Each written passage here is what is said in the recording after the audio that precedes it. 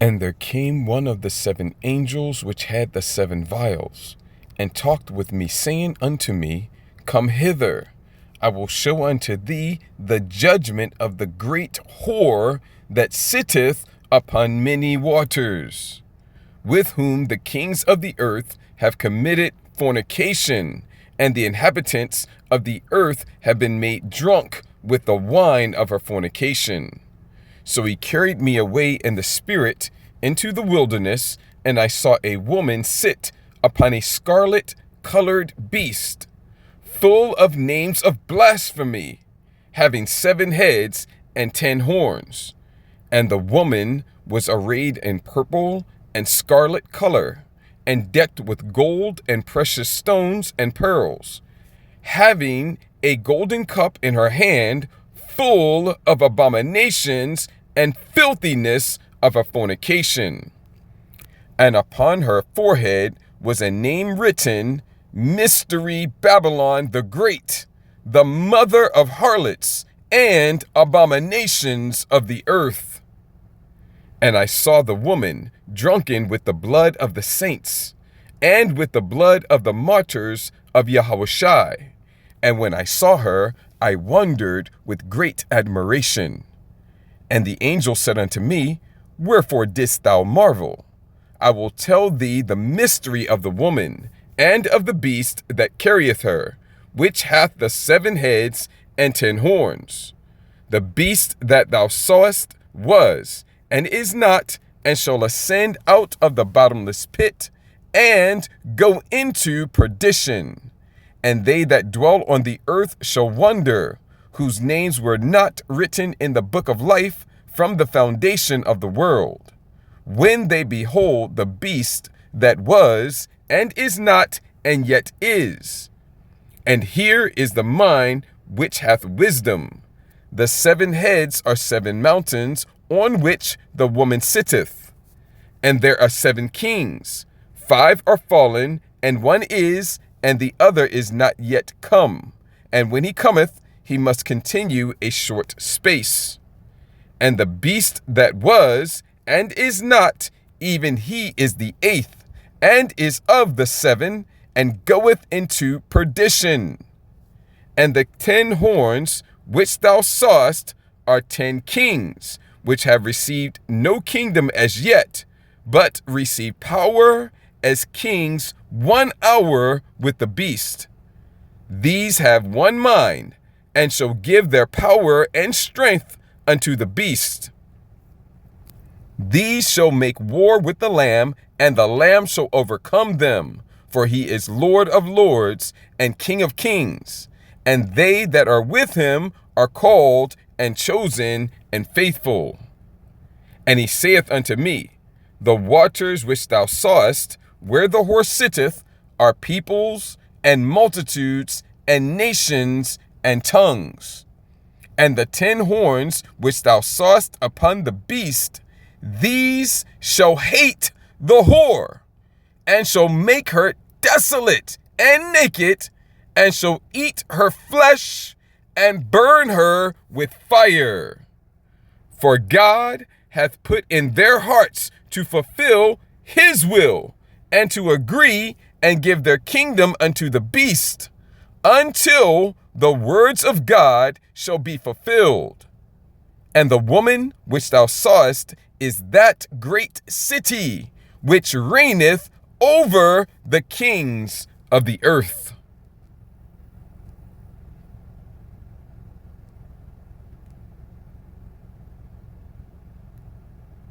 What he values, telling you what's important. And you and I and what we think are not important. And I think millions of Americans are watching that and listening to that. And they're asking, my God, what did I do when I voted for this man? Yeah, and right now it's a kind of a rhetorical question like that. But in the event that we start suffering lots of casualties in a war we chose, and it's not going well, and Iran is not playing its script and losing like it's supposed to be, those questions will get a little bit harder to contemplate. But right now, that's all theoretical, as you say. No one knows for sure what Iran can do or what it will do, and we all have to wait and find out. But I suspect that diplomacy is not going to succeed, and we're going to find out one way or the other here pretty soon. What do you think? Well, I think so. One last point before we go. I think we need to understand something. This is not the end of the process. If Iran is successfully destroyed and disintegrates, The next step on this ladder will be Turkey. And I think anybody who believes otherwise in the region is foolish.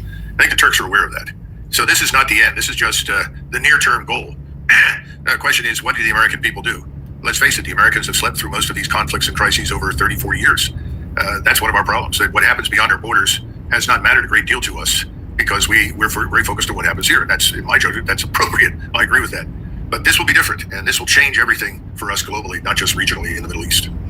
Well, we're certainly going to watch how that goes on. Before I let you go, though, I want to get your views on something else that's happening. You mentioned a little bit about the START treaty, about what's going on in Europe. There are some bigger issues, well, maybe not bigger, additional issues that also impact American national security, and that is on the transatlantic relationship and where a lot of that is going. You have been a long-time advocate that NATO should have gone the way of the dodo bird a long time ago because it outlived its usefulness, et cetera. That seems to maybe be belatedly occurring to some in Europe now, especially with President Trump's move potentially on Greenland and all the angst that caused. And at the Oslo Security Conference yesterday, or maybe it was even this morning, the Radmila Shekerinska, sorry if I'm butchering her name, I feel bad for that, the Deputy NATO Secretary General is acknowledging that there has been a big shift and is acknowledging that maybe Europe needs to pay more attention to its own security. It is true that the time when we could, some would say conveniently, give up on focusing on security and allow the US to deal with it is over. And this is a much more just and more stable arrangement in which not only US but also Canada and European allies can trust. And I have to say that trust goes both ways.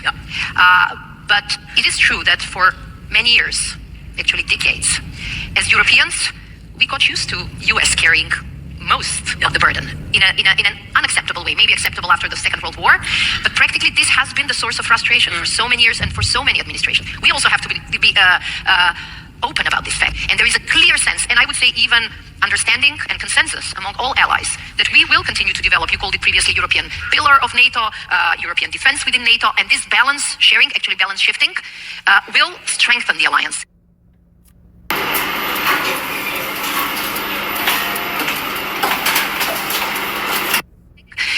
Will strengthen the alliance.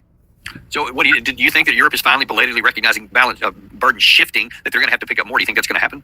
Well, there's nothing original in her remarks. In a speech in Munich in 2017, Chancellor Merkel made the statement that it was clear, based upon her observations and interactions with the Trump administration, that Europe could no longer depend upon the United States, that Europe would have to find its own way, that it was simply a fact of life. And then subsequently we had President Macron of France, who made the famous statement that NATO was brain dead, that NATO needed to rethink everything it was doing.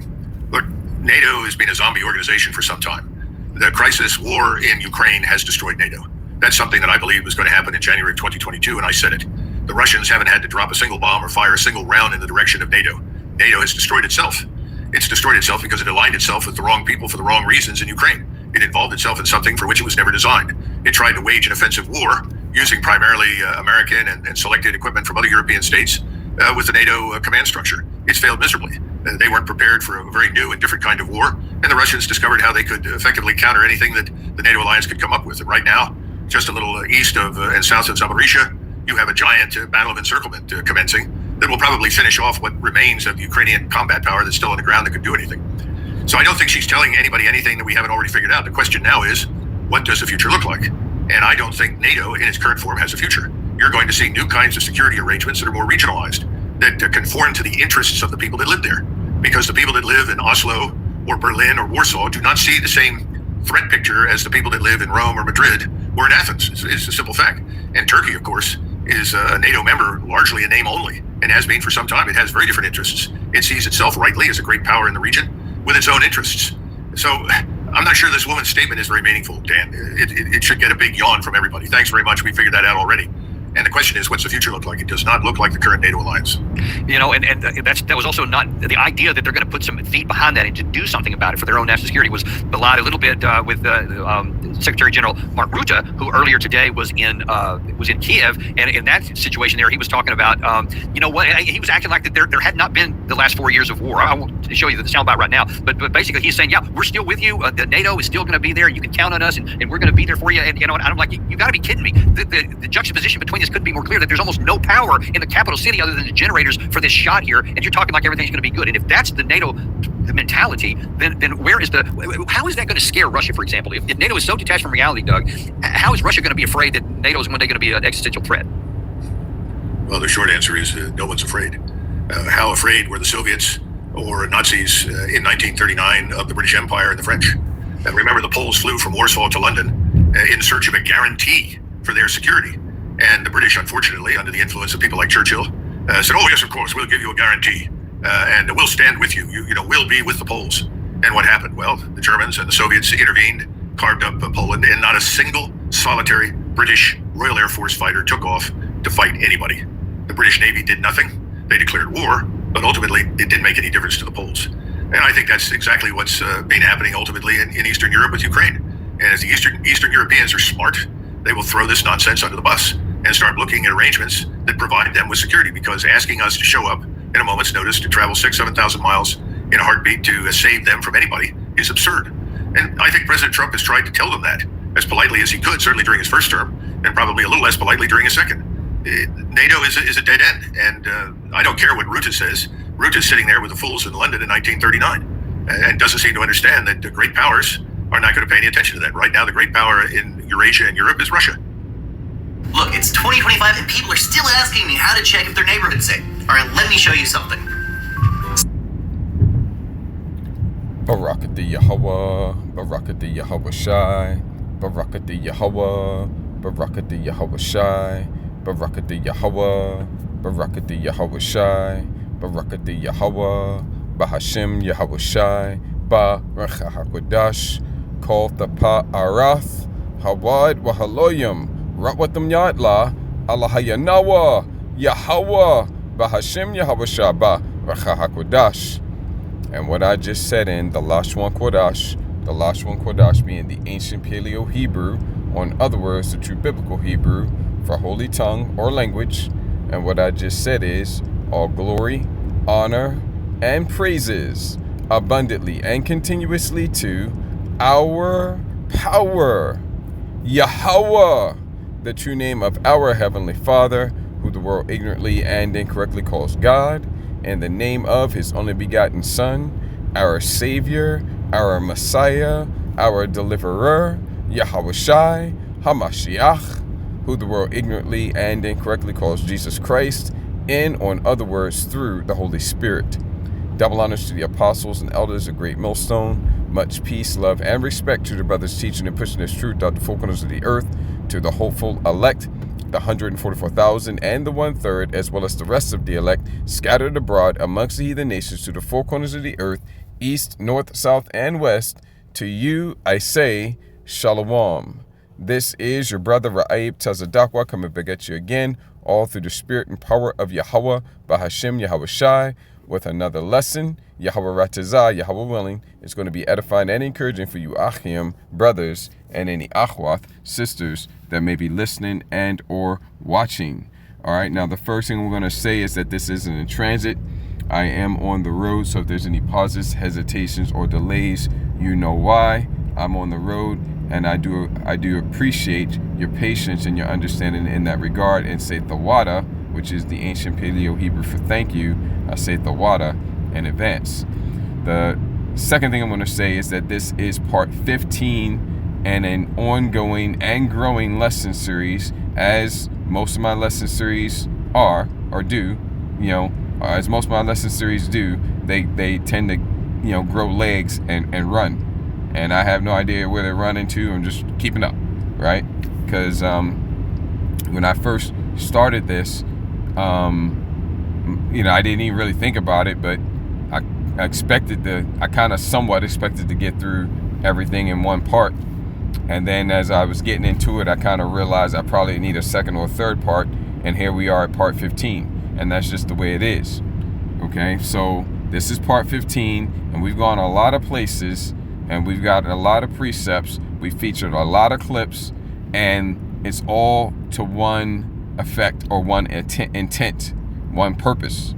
Okay, that's to Yahweh Ratazah help you to understand and see that everything that's going on planet Earth, everything, literally everything, and we're highlighting the things that are happening on a geopolitical stage, a world level geopolitical stage. We're highlighting those events, right? But everything that's taking place on planet Earth, including the geopolitical events that are unfolding on the world stage at the highest level, it's all in accordance with the will of our Heavenly Father, Yahweh B'Hashem Yahweh Shai, okay, who the world ignorantly and incorrectly calls God.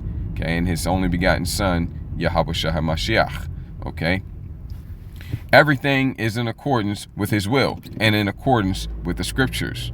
Everything, and that is a literal statement, okay? So it's to help you to see that, and then it's also to help you to go from there to the next thing that you need to recognize, which is that we are living in the most serious and deadly times ever. And it is much, much more serious and deadly than you realize, unless you already are in this truth, of course, then you do realize, okay? And that goes for everybody on the planet, okay?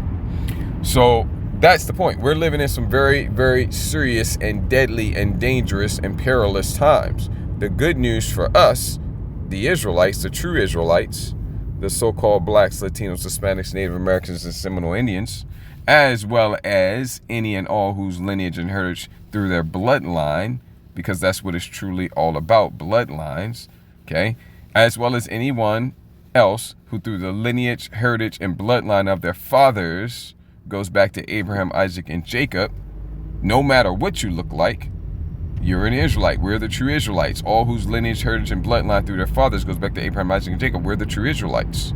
And, you know, you have a lot of our people that look like the nations that we've been scattered amongst for, in some cases, millennia now. Over 1,000 years plus now, in some cases, right? So, really, you could say in all cases, okay? Because we haven't been in our land, in our homeland, for 2,000 years, okay? 70 AD, okay? So large portions of the so-called blacks, Latinos, Hispanics, Native Americans, and Seminole Indians are the true Israelites by lineage, by heritage, by bloodline, by birth, but not all, okay? We do have what's referred to as tares, what Yahushua HaMashiach referred to in the Gospels as tares, those that look like Israelites, but their bloodline does not go back to Abraham, Isaac, and Jacob. See? So just as those who look like Israelites, but their bloodline does not go back to Abraham, Isaac, and Jacob, just like they are not Israelites, in the same manner, those who do not look like Israelites, but their bloodline does go back to Abraham, Isaac, and Jacob, they are Israelites. See, and so the good news for us, the true Israelites, still yet this day in the lands of our captivities, scattered to the four corners of the earth amongst the heathen nations, the good news for us is that we are currently, presently, right now, now, in the time of our deliverance and salvation. Okay, and when you see all these things being fulfilled, lift up your head, for your salvation draweth nigh. Okay, and that generation shall not pass until all these things shall be fulfilled. We are that generation. So that's the great. You can't say how great news for the nation of Israel, for us, the Israelites. And you cannot have, as I was bringing out in yesterday's live altar teaching, you cannot have great news or good news. You cannot have good news, which is literally what the word gospel means, good news. Okay, you cannot have good news without bad news. Just as there cannot be a left without a right, nor a up without a down, nor a hot without a cold, nor an east without a west, nor a north without a south, there cannot be a good without a bad. So if there's good news, and we know who that's for, then there has to be bad news. And the question is, well, what is the bad news, and who is that for? The bad news is diametrically opposed to the good news. In other words, the good news is for the nation of Israel. The bad news is for everyone else. Everyone else. The good news for the nation of Israel is that we're in the time of our deliverance and salvation. The bad news for everyone else is that it's the time of their destruction, their death and destruction. That's it. Okay? Just as there was the time of the first death, we're now in the time of the second death. The first death by water, the second death by fire. All right? And so that's the main point and focus of this lesson series. And we interrupt this program, the program being your life. We interrupt this program, the program referring to your life, your normally scheduled life, your normal business, okay, due to end time biblical prophecies and the end of the world. That is not clickbait. Or if you want to call it clickbait, then it's clickbait that delivers, because it is the exact on point, punch you in the face, hit you in the nose truth. All right, so that's the point here. Now, the main focus of like the last two parts has been to really, really drive home the point that our Father Yahweh is about to give this whole world as a ransom, a payment in exchange for his elect. Isaiah, the 43rd chapter, and I think it was the 3rd verse, might be the 4th or 5th, I think it's the 3rd verse. We went to Wisdom of Solomon 44 and 17, I want to say. And yeah, we could have got a couple of precepts as well. There was another one we went to as well. I can't remember it, but those all go into how the Heavenly Father, you know, and we mentioned one in the book of Psalms as well.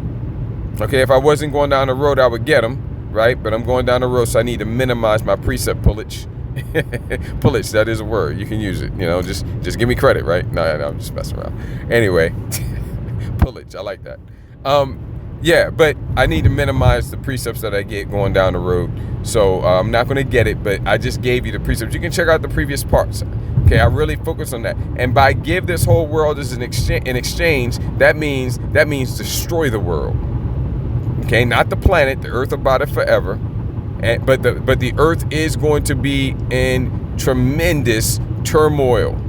And when it's done, all said and done, the earth is going to be rocked. Like it says in Isaiah the 24th chapter, the earth shall reel to and fro like a drunkard. The earth, the planet. And that's talking about the worldwide, you heard me right, worldwide earthquake. So massive, so mighty, and so great, according to Revelation, is that the 16th chapter? Yes. Okay, so mighty and so great, an earthquake, because it's worldwide. And don't bother asking, you probably assuming that it's going to be a 10.0 on the Richter scale. No, the Richter scale is not scaled for this worldwide earthquake. It's going to be far north of 10.0, far north.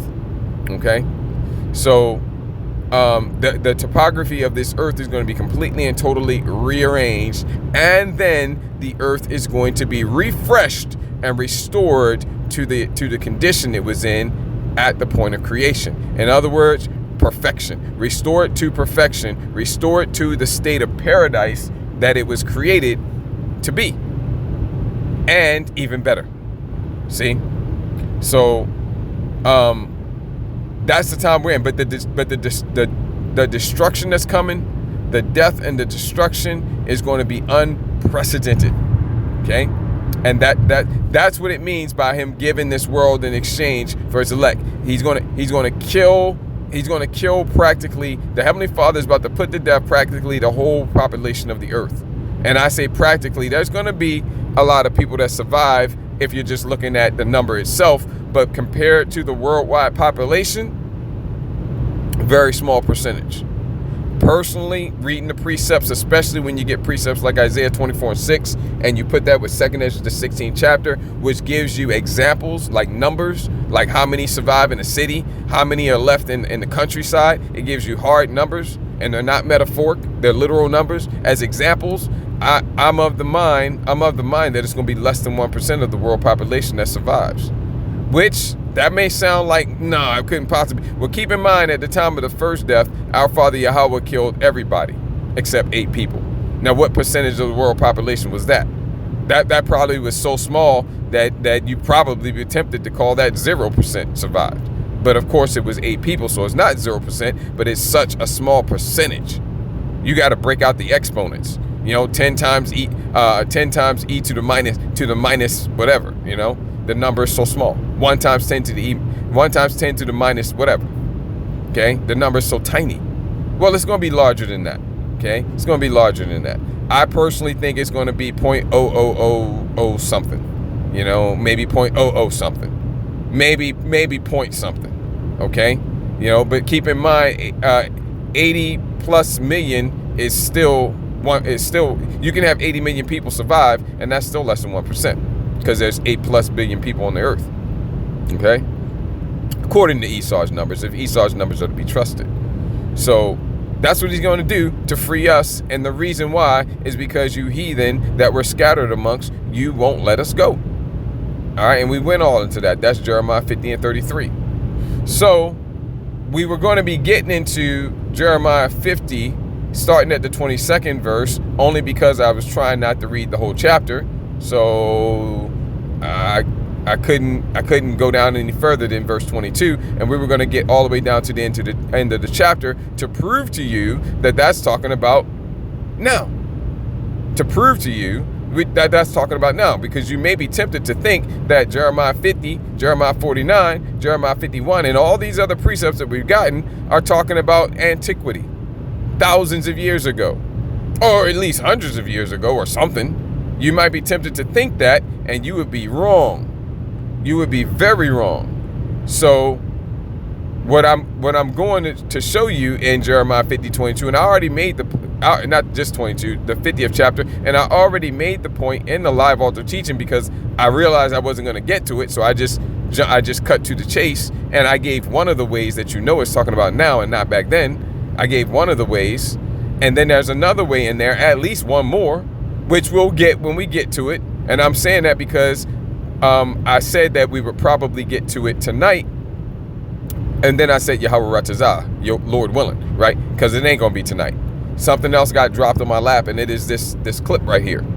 Okay, this clip just got dropped in my lap, and when this clip got dropped in my lap, precepts came with it. So we got to get that first before we go back to Jeremiah 50. All right, and so I opened up with this. Let's give fair use. Let's do the fair use disclaimer. Salakia. I'm trying to, and there's lights up ahead, so I'm a little bit distracted. Just bear with me for a brief second while I get past these lights. Okay, it's some type of accident or something on the other side of the road, and they got the whole highway blocked off, so it must have been something serious. So yeah, I'm past that now. I wanted to show you. Let me see if I could do it here. There's one person I can tell you. There you go. And let's do it like that. So there you go. Fair use is allowed under U.S. law for educational commentary, criticism purposes, and the like. And that's, of course, what we're using this clip for. I'm not profiting from it in any way, shape, fashion, or form, and not even in the slightest. And I'm going to go ahead and give credit to the originator of the material right now, Colonel Doug McGregor. Why America Goes to War. Okay. And the answer to that is because of biblical prophecy. But they're not coming at it from that angle. The YouTube page is Daniel Davis Deep Dive. All right. So credit has been given to the originator of the material. Fair use notice is given. Fair use is allowed. Fair use notice is given. And so we played about 10 minutes of this, because he was bringing out a lot of good stuff. All right, and I'm just dealing with a heathen coming up on my flank. Just going to kind of let them pass. Okay, late at night, not many on the road, but there's always going to be a few. All right, so I'm just going to let this heathen pass, so I'm not distracted by them. I can focus on Yahweh Ratazah, edifying you. Okay, so, and he mentioned a couple of very important things in here. He mentioned Turkey, essentially, in large part, so not entirely, but in large part, being a member of NATO in name only, meaning they not a solid member. And I think it was him in this clip, if not, I'm getting confused with another clip, where he mentioned that if he didn't say it, then I must be getting confused with another clip, but that, don't be surprised if Turkey exits NATO, okay? And he mentioned in here how Turkey, even though they're a NATO member, which I hadn't heard anybody say this, but this guy here, Colonel Douglas McGregor, and the guy on the left side of the screen, the host, he's a retired lieutenant colonel himself. So these are two relatively high-ranking military retirees, okay, with ties and experience and all that. Okay, so they're not just winging it, they're not just commentators, they're subject matter experts. And he mentioned something in there about how Turkey knows or expects that they're next after Iran, which I hadn't heard that before, but I'll buy it. Okay, even though they're a NATO member, and this is not the first time I've heard rumblings about Turkey exiting NATO, but so far it hasn't happened. But look, we know biblical prophecy. So when he said that, it ties directly into biblical prophecy to help you to see that what the scripture says is faithful and true. Because that's part of this, to help you to see that everything that's taking place on planet Earth, everything from the smallest little microscopic detail, I meant to say, to the largest macroscopic detail, it's all in accordance with biblical prophecy. Thus saith Yahweh. Okay? And so that's going to help you to see that. And when we go to Ezekiel 38, but first we're going to deal with all he was saying about NATO and how NATO is weak and NATO's fractured. NATO should have ceased to exist. All these NATO, the European NATO countries, they're like the European Union and all of them. They're like, we need to start looking out for our own selves. They've been talking that way for years. There's a lot of hostility. Okay? People don't understand what Yahweh Mashiach meant when he said, if Satan be divided against Satan, how shall his kingdom stand? They think he was talking about, everybody thinks he was talking about the spiritual demon Satan. He wasn't. Look the word Satan up in the blue letter or in any concordance, any good concordance, and it's going to tell you that it's not always talking about the spiritual demon Satan. Sometimes it's talking about a flesh and blood man in the Bible. Okay? The word Satan literally just means adversary. Okay? And there is a physical counterpart of the spiritual demon Satan here on the earth. It's actually a whole nation of people, actually. And they, in the scriptures, are also referred to as Satan, because they're the physical Satan here on the earth. So sometimes you see Satan is talking about the spiritual demon Satan. Sometimes, other times you see Satan is talking about his physical counterpart here on the earth, which is the biblical Edomites, which most likely these two are. They appear to be, and from listening to them talk and all that, I see no reason to think that they aren't, although they might not be. You know, you can't tell entirely off of that, and I haven't studied them like that to know for sure, but I just reading an initial assessment, I would say they not only look like Edomites, but they are Edomites. Okay, that's my initial assessment, and unless I see some reason to change that or amend that, I will not. Okay, but they, the Edomites, the biblical Edomites, those whose bloodline, whose lineage, whose heritage, whose bloodline through their fathers goes back to Esau, the biblical Edomites, okay, they are Satan here on the earth. They're also the devil here on earth. Because just like Satan, when you go to you look up devil, Satanas is the Greek word for Satan, Diabolos is the Greek word for devil, and it tells you same thing. It's sometimes talking about a flesh and blood man when you see devil. Okay? And that should be no surprise. You know, somebody deceives somebody, you say, you devil. You know, people talk like that. And that's rightly so. It's not always talking about a spiritual entity. Sometimes it's talking about flesh and blood people here on the earth. And that includes in the scriptures. Same thing with Satan. You got to understand these things. Okay? So, when he said, if Satan be divided against Satan, he was talking about the biblical Edomites are in power right now. Okay? And indeed they are. If this was not in transit and I wasn't going down the road, we can go to Daniel, the 2nd chapter. Okay? Down towards the end of the chapter. Oh, around the 40th verse. Something like that. Okay? And get that there. Okay? Because their kingdom is divided. Okay? And partly weak and partly strong. And they're mingled amongst the seed of men. All right, just like it says there.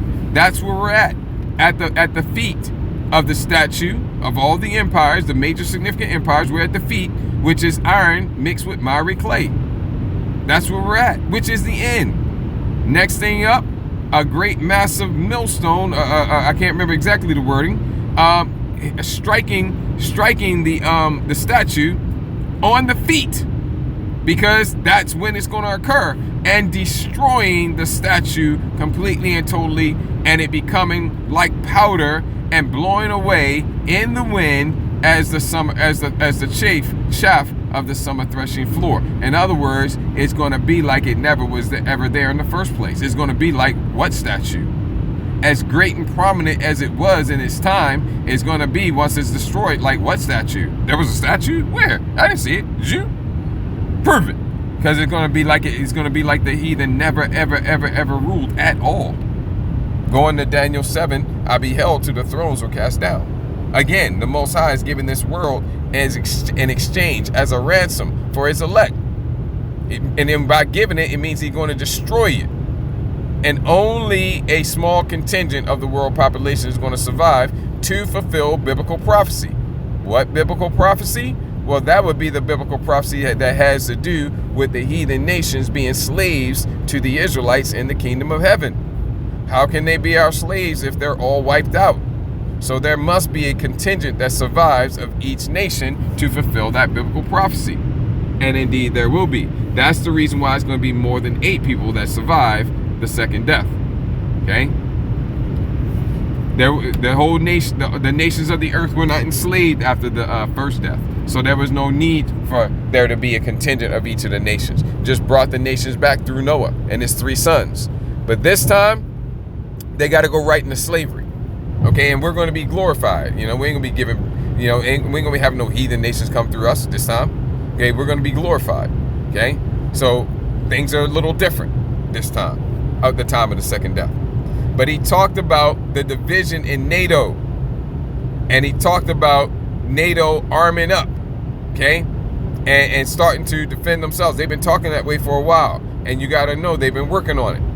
And so that's why I opened up with the Revelation 17, and let's go there now. And when you start this at the top, it's getting into this woman, which John on the Isle of Patmos, he literally saw this vision, and in the vision that he literally saw, he saw a woman. But the woman was not a literal woman. She was a woman. She was a literal woman, but she wasn't. She was a literal woman. He saw a literal woman, but the literal woman was metaphoric in that she represented something. She was not an actual woman, but she, you know, you understand what I'm saying? He saw a woman, but the woman represented. It wasn't like she was like an actual woman that exists today, or an actual woman that existed back then. You can go up to her and talk to her and have a conversation. No, it was a woman he saw, but the woman represented America, Babylon the Great, because this is all America, Babylon the Great.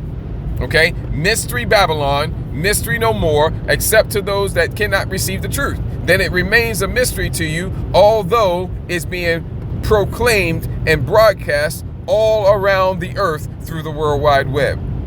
But it's still a mystery to you, because you don't have any ears, and you don't have any eyes, and you're dead, spiritually speaking.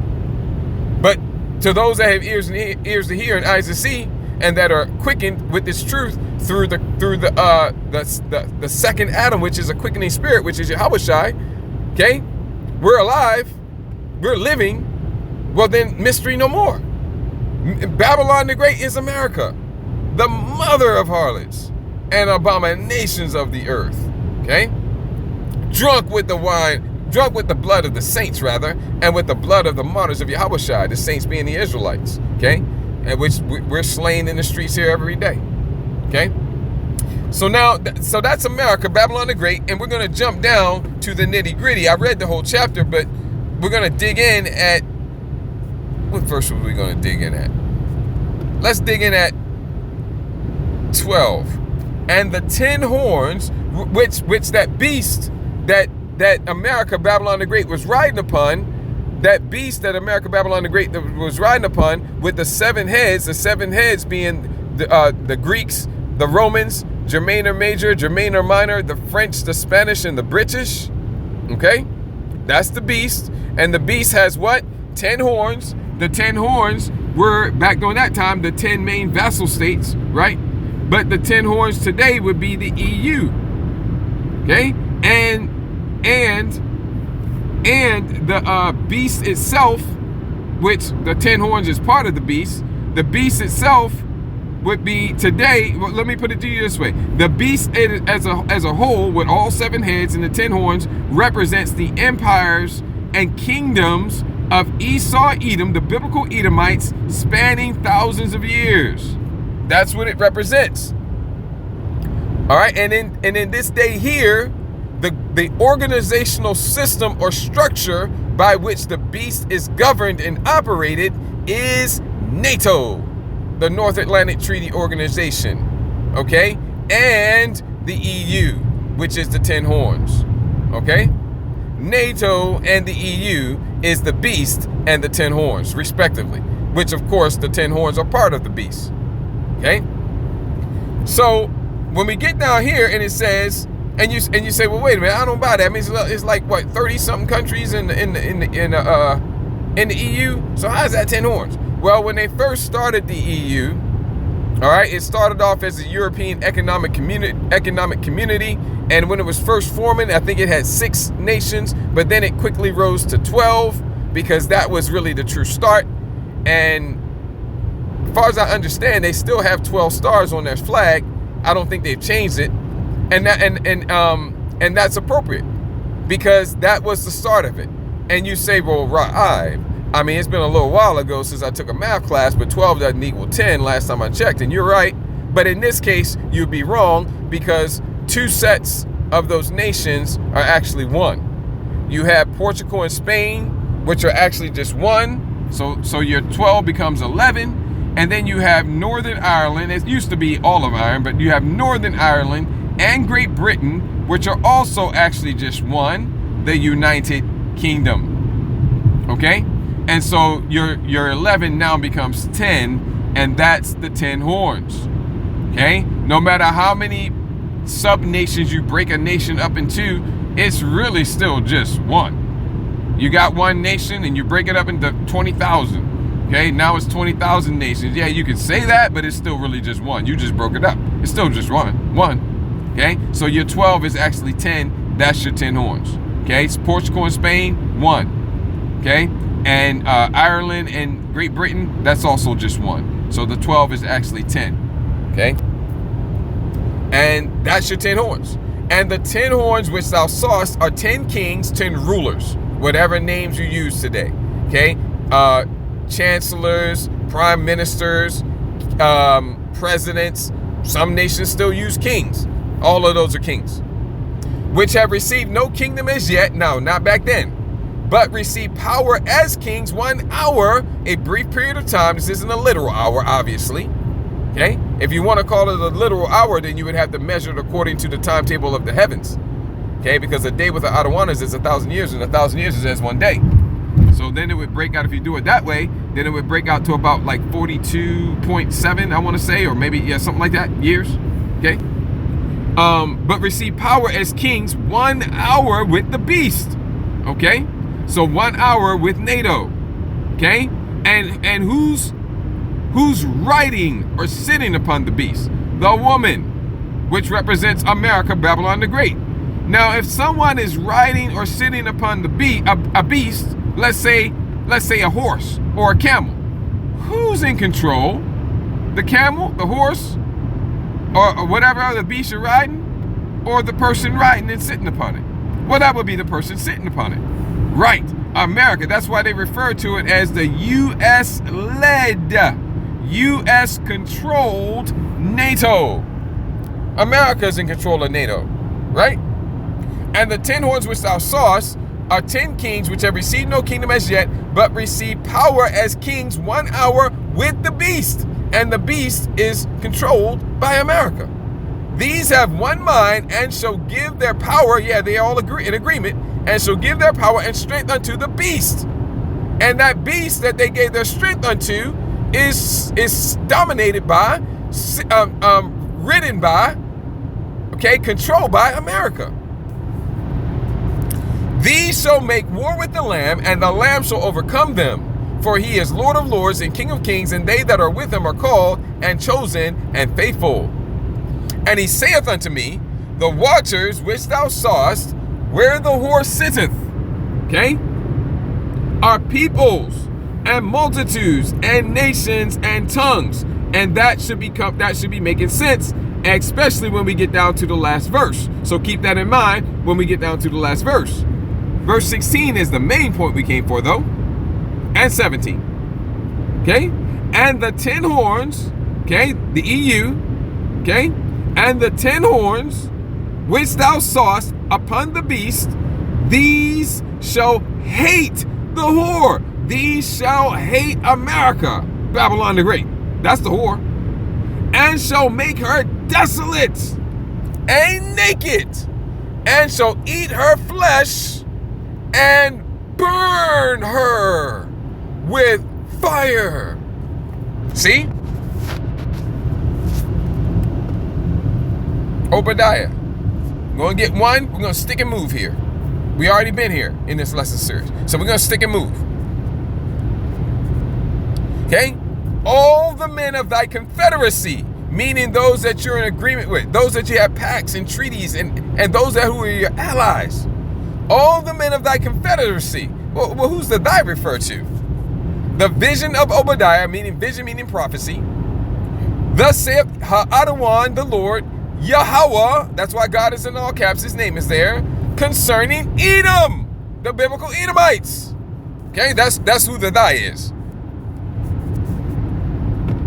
All the men of thy, Esau, Edom's confederacy, yeah, all those that are in agreement with you, you got pacts and treaties and your allies, have brought thee even to the border. Okay, in other words, they taking you to the edge.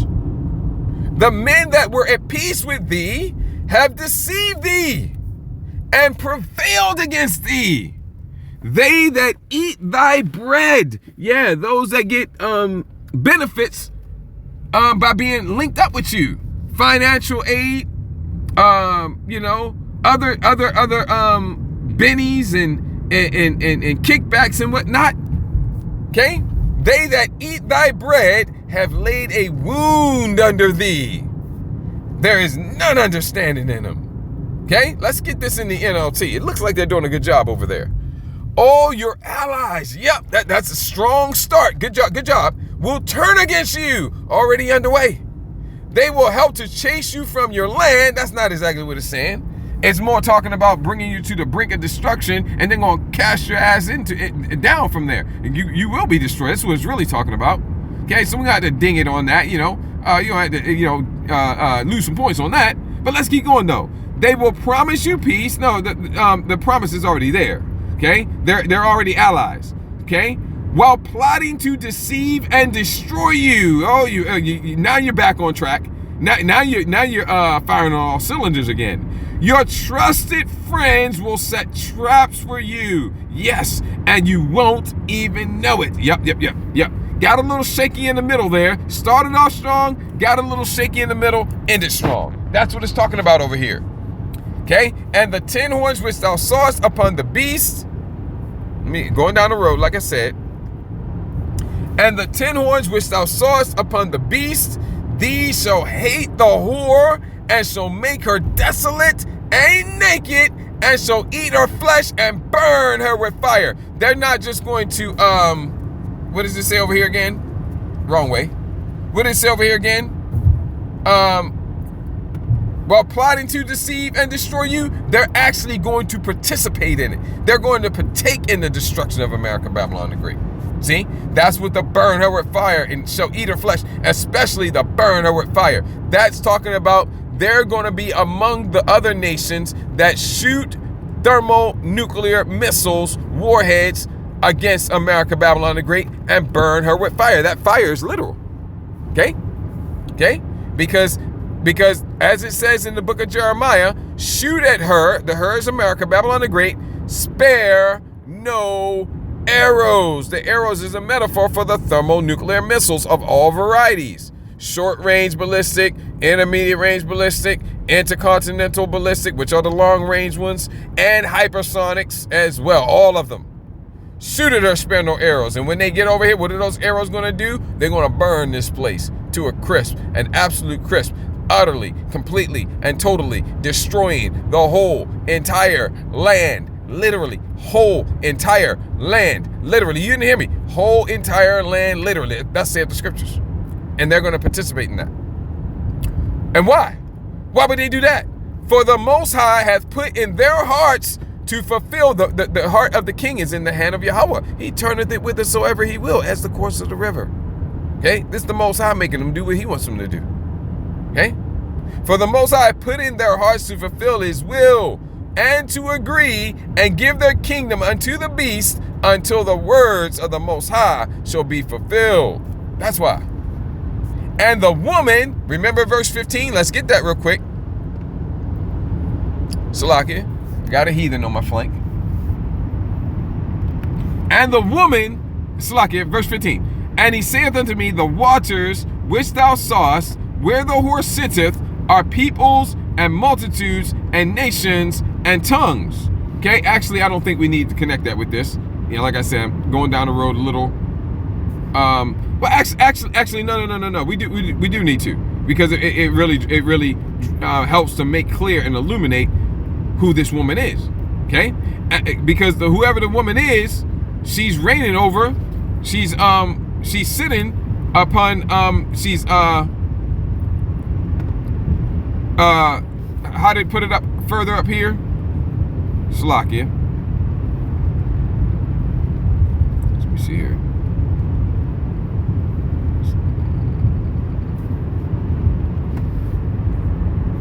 I'm not finding it, and of course I'm going down the road.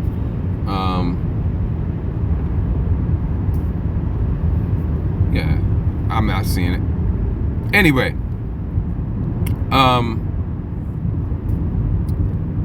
yeah, I wanted to touch on that wording though. Let me see here. Maybe it's up a little bit higher than I thought. Bear with me a second here. Okay, bear with me here. Let me see here. There it is. I forgot that it was in the first verse. Come hither, I will show unto thee the judgment of the great whore which sitteth upon many waters. So this whore is sitting upon the beast, and she's sitting upon many waters, which means what? Well, you got to know what the waters is talking about. And that's what verse 15 is. And he saith unto me, the waters which thou sawest where the whore sitteth are peoples and multitudes and nations and tongues. Meaning the various different nations of the earth. She's sitting upon them too, ruling upon them too. Which we keep that in mind. We go to verse 18. And the woman which thou sawest is that great city, which reigneth over the kings, the other rulers of the earth, many of which aren't called kings, called presidents and chancellors and other titles. But they're the kings of the earth, the rulers of these nations. But they're all ruled over by America, Babylon the Great. Okay, everybody knows you ain't even gonna try, you ain't even gonna think about trying to say that any other nation is dominating like America does. Any other nation is ruling over all the earth, other than America, Babylon the Great. I mean, America, Babylon the Great is even dominating NATO and EU, all up in the United Nations Security Council. Okay, dominating that. Okay, America, Babylon the Great is dominating everything. That's who this woman is. Okay? Now, he mentioned, when he ended, he mentioned that Russia is the power over there in the region. Okay? And that's legit, because Russia is going to lead all the other nations against America, Babylon the Great. Okay? Russia's going to lead it. And that's very fitting, because who's going to come up against Esau Edom but Esau Edom? Who shall make war with the beast? Because Esau Edom is blessed with the sword. So who's going to be able to come up against Esau while he's still blessed with the sword other than Esau? Answer, well, with regards to humans, people, nations, no one. He's blessed with the sword. Well, then how is Russia going to lead others against America, Babylon the Great? Because Russia, they're Edomites too. They're blessed with the sword too. Okay? Different tribe. I believe different tribe or tribes. I believe most likely they're the warrior tribe or tribes of Esau. The warrior tribe probably. Okay? Of Esau. But they're Edomites too. Blessed with the sword just like America, Babylon the Great is. And that's why, especially if they're the warrior tribes, which I perceive through the spirit that they are, tribe or tribes, I think tribes, singular, that they are, well, that's how they're going to lead other nations, heathen nations, against America, Babylon the Great, and succeed, as we read in Obadiah. Okay? But not only are they going to do that, let's go to Ezekiel 38.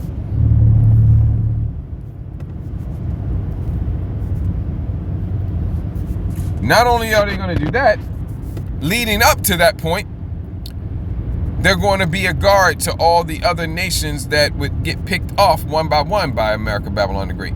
Okay? Iran is being backed up by Russia and China. And probably North Korea too. I haven't heard that much about that, but no, I would say North Korea too. Okay? Iran is being backed up by Russia, China, and almost certainly North Korea as well. And probably some others, but those would be the big heavy hitters. Okay? And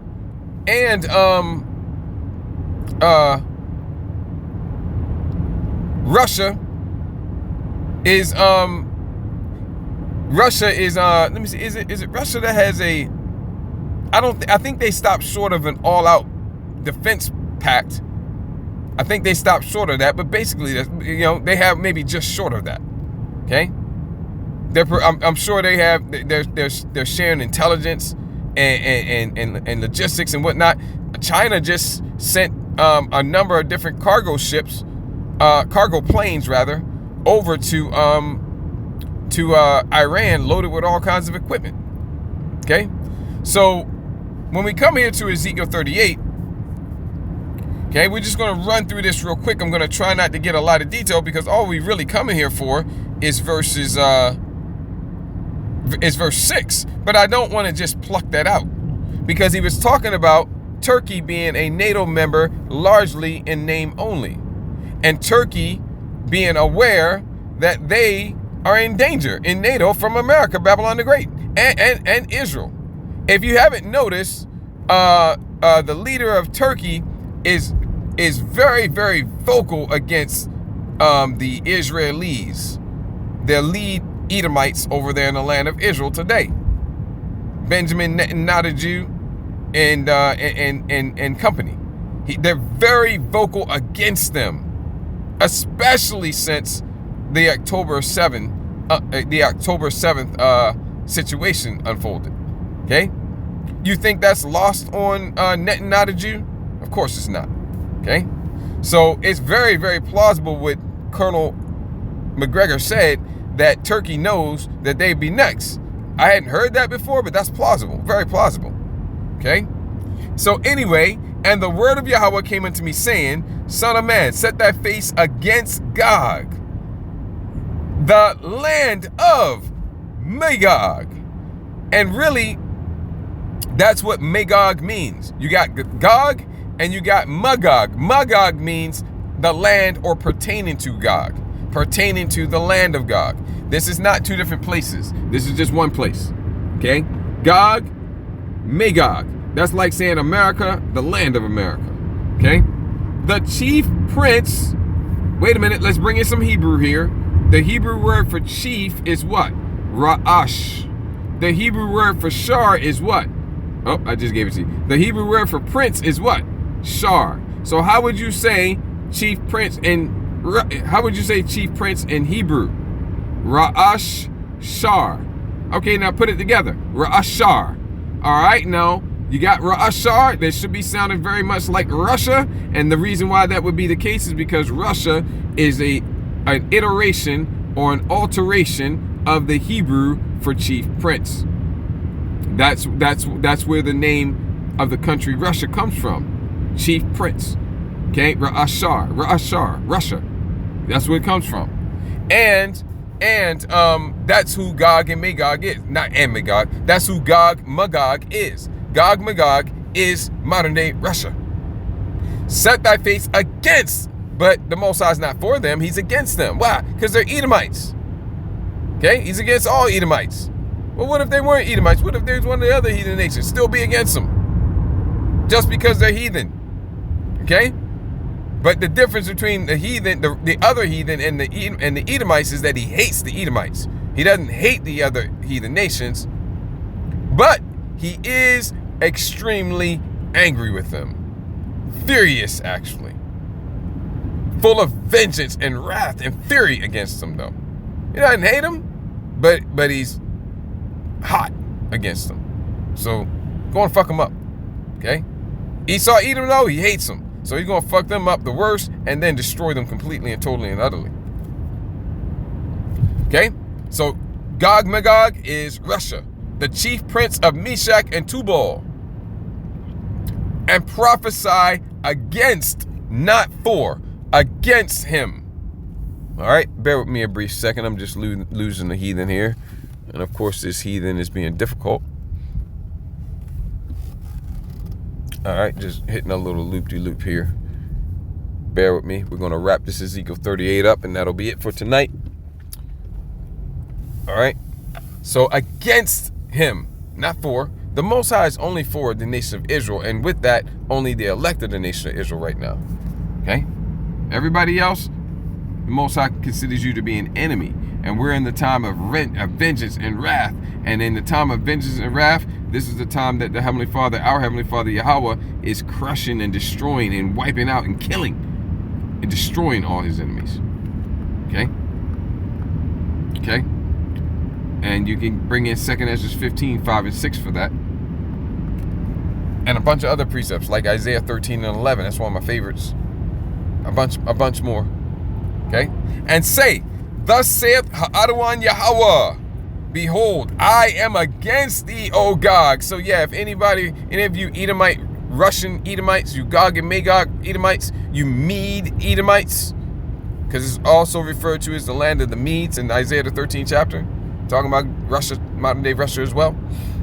If any of you are listening, the Heavenly Father is against you. Of course, you should have known that. Okay? I am against thee, O Gog, the chief prince Ra'ashar of Meshach and Tubal, and I will turn thee back. Did you know that Russia wanted to be in NATO? They asked to be in NATO. They wanted to go along, to get along. They wanted to be a good team player in the Edomite family, and they were what? Rebuffed. They were rejected. They were sent packing by their brothers. Okay? And then they say, okay, well, fine. Y'all don't want to let us play, well, we'll at least cooperate, from a distance, we'll at least be friends then. You don't want to let us be your brothers. I mean, we are your brothers. You want to treat us like the redheaded stepchild, then fine, whatever. But, we'll still be cordial, just be a little bit more distance between us. And nope, can't do that either. Can't do that either. Because look at all the things that's been transpiring and happening. Okay? Basically, their brothers have it out against them. So even when they try to cooperate from a distance, they can't do that either because they're always under threat, existential threat. And that is because of verse 4. This is Yahweh's doing, and it is marvelous in our eyes. I think that's the 119th Psalm in the 23rd verse. Okay? I will turn thee back. Don't quote me on that, though. It might be a different verse. I will turn thee back because they was looking to go in a direction that the Father didn't want them to go into. They are a warrior people over there. Those Edomites over there, they are warrior Edomites. You got a lot of us mixed up amongst them as well, because we were originally in that land. Okay? I will turn thee back and put hooks into thy jaws. Picture, in scriptures, they're likened unto a bear. Okay? Specifically in Revelation the 13th chapter. Picture a bear that wants to go in a different direction than you want it to go, and you got hooks in its jaws, and as strong as that bear is, that bear may try to resist and go in that other direction, but you got the hooks in his jaws, and you just yank it, and you get the yanking, and the bear may resist for a little while, but eventually that bear is going to follow where you want it to go because you got hooks in his jaws. It don't want to rip its cheeks open. So it's gonna be like, this is starting to hurt too much. This is really starting to dig into my cheeks, my jaws. So I'm gonna just go ahead and go this direction. Right? And that's what's happening with Russia, because they wanted to go in the direction of being at peace with their brothers, the other Edomites, cooperating with their brothers, the other Edomites, okay? Prospering together with their brothers, the other Edomites. But the Most High didn't allow it because he had those hooks in their jaws. And what was he going to do? What was going to be the ultimate result of those hooks in their jaws? And I will bring thee forth, meaning, and all thine army. Oh, army, military. Bring the military forth. Yep. And let me see here. Yeah. Let me see here. Okay. Just getting my lighting correct, I will bring thee forth in all thine army. Okay? Horses and horsemen. And all of them clothed with all sorts of armor. modern equipment of warfare of the defensive, Salakia, getting a little tired, of the defensive variety. Even a great company with bucklers and shields, yeah, modern defensive military equipment. All of them handling swords, modern military offensive equipment. Okay? Persia, Ethiopia. Okay? Persia, who's that? Well, it was just back in like 1935 that they changed their name from Persia to Iran. Iran is Persia.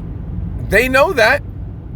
A lot of people who are, military pundits, political pundits, a lot of them know that. And that's the reason why you'll hear from time to time, I have from time to time heard, I don't know if Colonel McGregor's ever done it. Probably has. But from time to time I've heard some people refer to Iran as Persia. I've heard it several times over the past handful of years. Okay, not that often, but from time to time somebody will say, yeah, Persia. Because it's common knowledge relatively common. A lot of people don't know it, but it's relatively common knowledge that Iran is Persia. This Persia right here is Iran. Iran is going to be with Russia. And of course they are. They're already tight. Well, they're going to get even tighter. Persia, that's Iran. So he mentioned if Iran is destroyed, and he was going into a hypothetical situation. Turkey knows they're next. That's a hypothetical situation. But guess what? Iran's not going to be destroyed because biblical prophecy says that Russia's going to be a guard for them, and that Persia's going to be with Iran. Persia is Iran. Persia or Iran is going to be with Russia, destroying America, Babylon the Great. And also 2nd Ezra, the 15th chapter, 27, 28, and 29, Russia's there, not Russia, Iran is there as well. Identified there as the Carmanians, which is another reference to Iran. Okay? So no, Iran's not going to be destroyed. Persia's not going to be destroyed. But they are going to be with Russia, though. And Ethiopia and Libya. Now you're getting into some Hamitic nations. Okay? In Africa, the land of Ham. Cha'am. Okay? We don't go back to Cha'am. Cha'am. That's the Hebrew way for saying hot. Okay? I want to say the youngest son of Noah. We don't go back to him. And Esau's scholars know that. And they tell you that right in their scholarship. They tell you that Cha'am, which means hot in the Hebrew, Ham in the English, is the progenitor, the forefather of the dark races. Right. Because I think it was four nations came out of Ham. Cha'am in the Hebrew. 4 nations came out of him. But we're not one of those nations. So what do they say next? Yeah, Ham is the progenitor of the dark races. But wait a minute, hold up. Not the Negroes. The Negroes, so-called, that's what they call us, the so-called Negroes, they don't go back to Ham. And then the next question is, well, which one of Noah's sons do they go back to then? Okay, and the answer to that is left blank. Okay, because that's you gotta say that next. Okay, you gotta say that next. Okay, but the Most High put the Spirit on them to write that. Because they could have left that detail out, right? But they put it in there. But then they don't tell you anything more, because then the next obvious question is, everybody would want to know. When you find that out, everybody's going to know, well, there's 2 sons left. Which ones do they go back to? Well, it ain't Japheth, man. Come on. All right? We go back to Shem.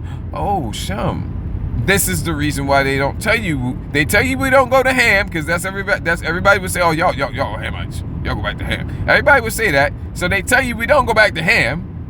But they don't tell you who we do go back to. You don't think they know? Of course they know. Hell yeah, they know. We go back to Shem. And then once you find out we go back to Shem, then the next question is, well, which one of the Shemitic nations are you? Well, we ain't Moab. We ain't Ammon. We ain't Ishmael. All right? Okay? Who else we got there? We ain't Elam. All right? We ain't. Come on, man. We're the Israelites. And that's the reason why they don't tell you which of Noah's sons we go back to. They leave that information out because they don't want you to follow the big ass breadcrumbs. breadcrumbs so big, they're loaves of bread. Okay? So, no mention of who we do go back to. They'll just make sure you know we don't go back to Ham. Okay? We're not Hamites. We're not Africans. All right? And they know that. They tell it to you. Why don't you know? Anyway, let's continue on. So Persia, Ethiopia, and Libya, Ethiopia and Libya, those are true Hamites. Those are true Africans. With them, okay, these are just examples though. These are just examples. All of them with shield and helmet. More examples. And this is what brought us here. This is what we came for. Gomer. Who is Gomer? Turkey. Turkey. See? And that's the reason why Turkey is a NATO member, in large part in name only. All right, in name only. Turkey's going to be with Russia. They pretty much already are. Okay? Gomer, which is Turkey, and all his bands. The house of Togarmah. What does Togarmah mean?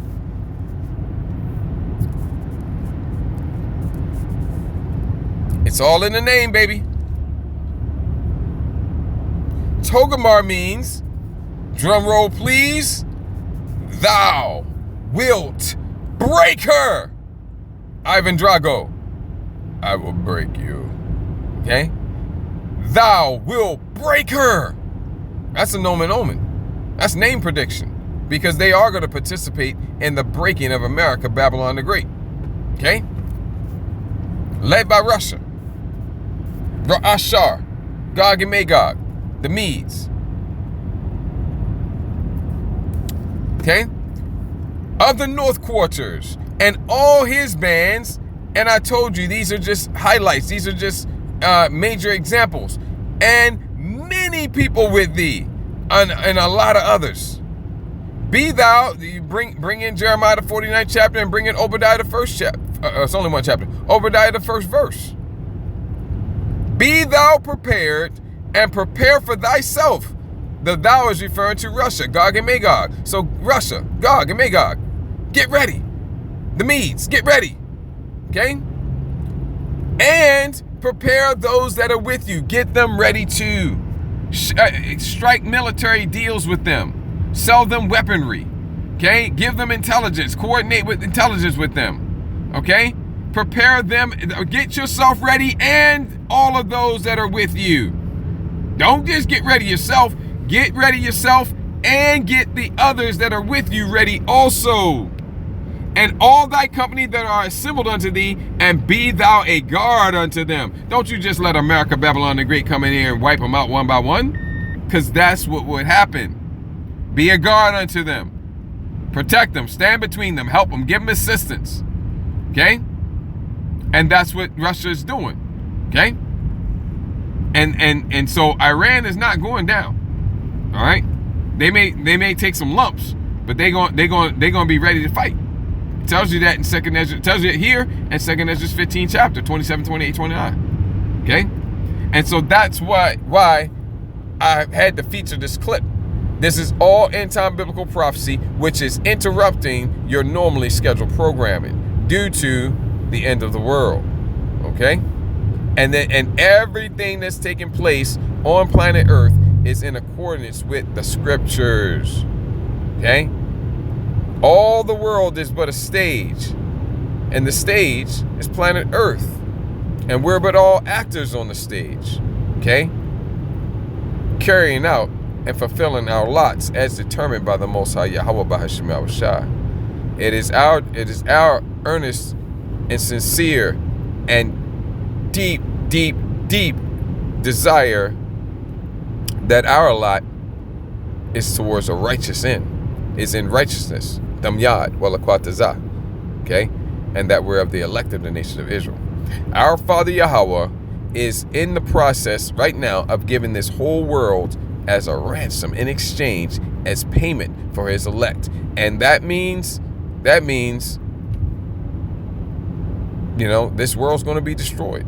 That means the vast majority of people on the planet Earth, except for those that get the very unfortunate lot of surviving to go into slavery and captivity to the Israelites, still with the taste of freedom fresh in their minds, getting chains and shackles slapped on them, and then being made to perform hard, brutal, hardcore labor, and being punished severely for any wickedness that they do, okay?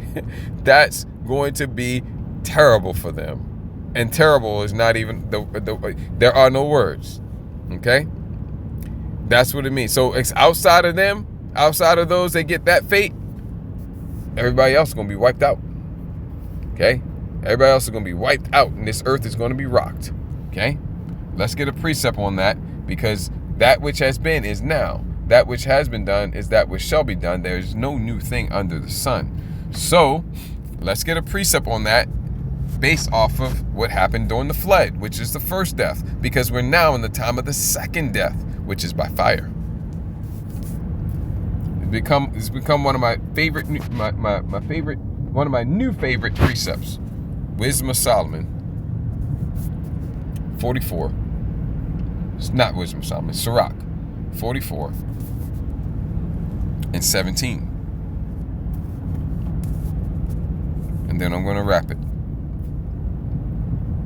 Noah was found perfect and righteous, okay? Because Noah is a picture of the elect in this time, which is blameless before the Most High, through the precious blood of Yahweh Shai HaMashiach that was shed for the remission of our sins. And he took that his blood, Hebrews the 8th chapter, all right, and put it on the mercy seat and paid for our sins, okay? Hebrews the 8th chapter. Noah was found perfect and righteous in the time of wrath, talking about the first death, all right, and we're in the time of the second death. This is the time of wrath again. In the time of wrath, he was taken in exchange for the world. Okay, so the world was given as a ransom. The world was given in exchange. I got the world here, I'm going to give you the world, give me Noah. Okay, what happened to the world? Destroyed by water.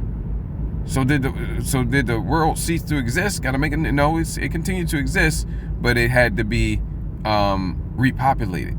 And the topography and the atmosphere of the earth was completely different after the flood. Same thing here with the second death. The earth will survive. The earth will survive. The earth will survive. If I can speak, the earth will survive, but the topography will be completely and totally different. Difference here is the earth was degraded, okay, and it has been since then, going downhill, getting worse and worse and worse. Now it's going to be all messed up after all of this takes place, but then it's going to be refreshed, and it's going to be restored back to the state of perfection and paradise that it was when it was created, even better. Okay, I'm showing you how it's the same thing in this time, you know, but I'm highlighting the differences because it's not a carbon copy. Okay, first death by water, second death by fire. Okay, etc., etc. So, but what happened to the world that was given as an exchange, as a ransom payment? Okay, all the people on the planet were drowned. They were all killed, and drowning is a terrible way to die. They were all. That's one of the worst ways to die. They're worse, but that's one of the worst ways. That's up there, drowning. Okay, it don't. The only thing about it that's good, it don't take a long time, but when it's happening, man, that sucks. Drowning. Okay, terrible way to die. Okay. The Most High killed them all for Noah.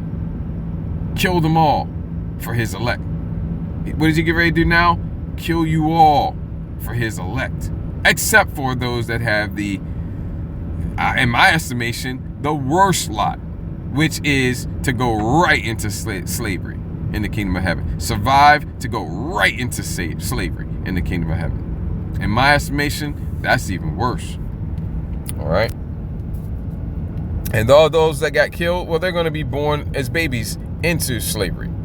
So at least the remembrance of being free, quote unquote free, and being over the Israelites won't be quite as fresh in their minds, because they'll be born as babies and grow up into their slavery, and it'll be all they know in that life, in those lives. So that makes it a wee bit easier. Okay? So that's what it means. Just like they were all killed and destroyed, the vast majority will be killed and destroyed in this time, and those that are not, going into slavery. Okay? There was he left as a remnant unto the earth. And this time it's going to be a remnant greater than just one. It's going to be 144,000 and the friends of the prophets. But there's not a lot of them. Okay? So it's going to be, the remnant is larger this time. And back then it was just Noah. Now it's still a very small remnant, Isaiah 1 and 9. But now it's 144,000 plus the friends of the prophets, however many it is. But it sounds like a big number, but it's not in comparison to the whole nation. Okay? In comparison to the whole nation, very small remnant. Okay? Okay? Let me see, what's it say? Therefore was he left as a remnant unto the earth when the flood came. And this time there's going to be a remnant as well when the fire burns, which is very shortly. The second death, the thermonuclear destruction, which will be the culmination and the climax of the Third World War, Revelation 9 and 12, Revelation 11 and 14, which has already begun, already underway right now, intensifying every day. And it's going to culminate and climax in all-out thermonuclear war in which every nation that has thermonuclear missile capability will fire every single last one of their missiles against America, Babylon the Great, including her allies, including the EU. Okay, the 10 horns. All right, that hate the whore and shall eat her flesh and burn her with fire. This is what's going on in planet Earth right now. Okay, we interrupt this program due to end-time biblical prophecies and the end of the world. All right, if you're an Israelite, according to your lineage, your heritage, your bloodline by birth, well, I don't have the records. Right, none of us do. Okay, the Spirit beareth witness with our spirits that we are indeed the sons of the living power. Okay, if this truth is resonating with you and you're feeling fear and you're wanting to know more and you're wondering, what can I do to be saved? What must I do to be saved so I can escape from these coming set perils? I can get deliverance and salvation for me and my household. Then that's because you're probably an Israelite and you need to simply repent, for the kingdom of heaven is at hand. Believe this gospel message that you hear me preaching. Call on the names of Yahweh and Yahushai. But more specifically, call on the name of Yahweh in the name of Yahushai.